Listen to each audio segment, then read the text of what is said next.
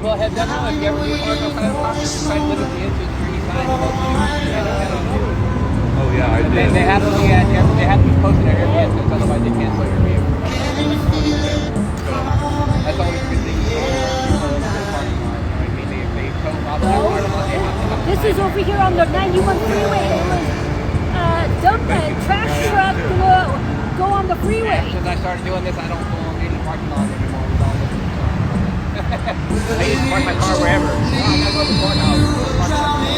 Yeah, wherever it's legal, you know what I mean? Like, I just impounded a district attorney's car the other day for parking at the wall library. He was not happy with me, but you know what? It's private property, you're not supposed to. Yeah, I'm taking it later. I feel he's bad as somebody else, right? Yeah, we gave him a discount to get back. He wasn't happy about it. We're going that way. He found out. Not one bit.